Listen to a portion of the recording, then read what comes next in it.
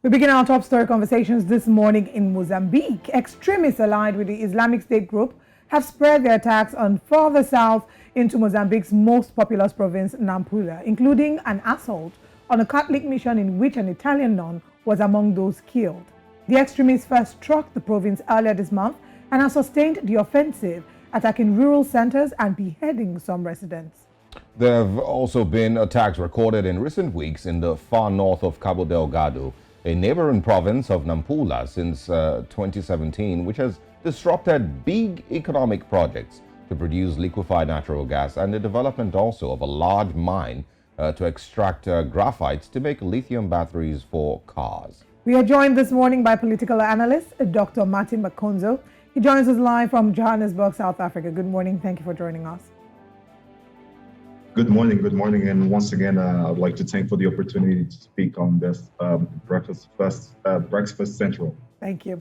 Now, the instability in Cabo Delgado has led to huge numbers of people leaving their homes in areas where the conflict has erupted.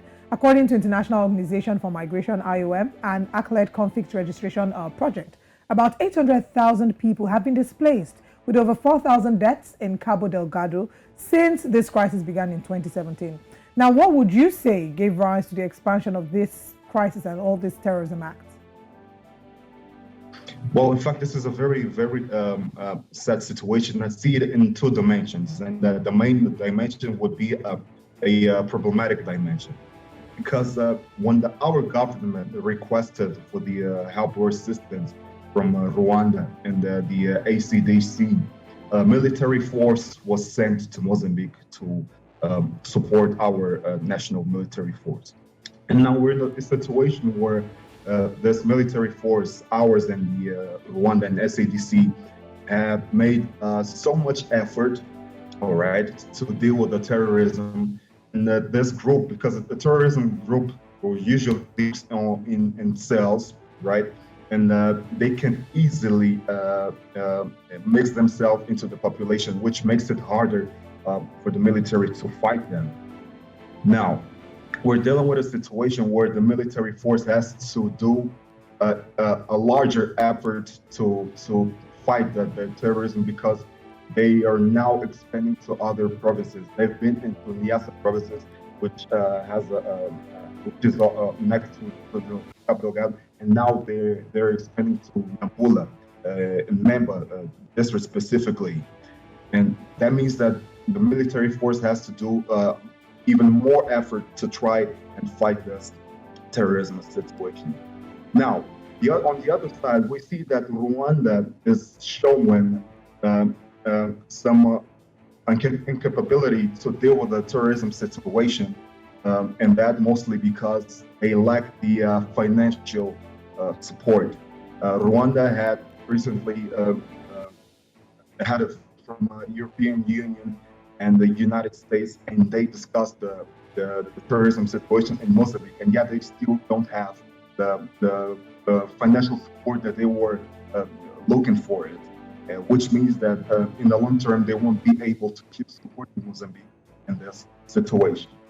On the other side, we have Mozambique in a situation where it doesn't seem to properly understand the terrorism group that we're dealing with and how they operate, and that makes them move in a way that even allows a more expansion of this group in our country.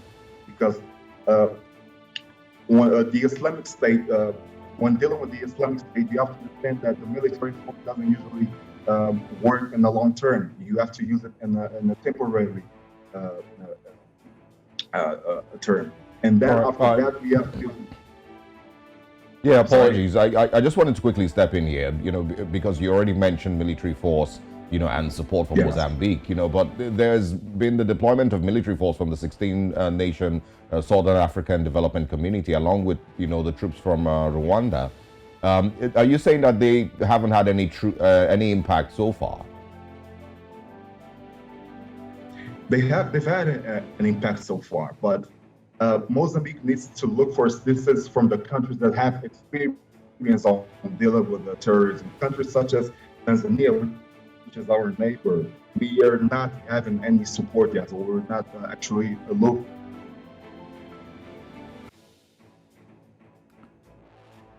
Seems we might be having connectivity issues with him. We hope that before the end of this conversation, we'll be able to. It seems to. Okay, all right. Are you here with us? Yes, I'm here. Can All you right, hear please me? go ahead. Yes. Yes. So I was saying, Cabo Delgado shares the border with Tanzania, and the tourism group is usually operating on the north side of Cabo Delgado, which is closest to the border, and we usually have them jumping from one country to another. So if we find a way to cooperate with Tanzania, that would help us a lot to fight the terrorism situation in Mozambique, and it's something that unfortunately we're not doing yet. We're looking for help from Rwanda, which is far from us and doesn't necessarily have an experience with dealing with terrorism. So I think that Mozambique should find a different way, a different strategy to deal with this situation in order for us to actually win the war. All right, Martin, let's talk about the government's efforts. President Filipe Nyusi has warned that the country must prevent the expansion of armed groups to more provinces, noting that terrorism has no borders, no barracks. Now, how would you assess the government's efforts in tackling these attacks on civilians?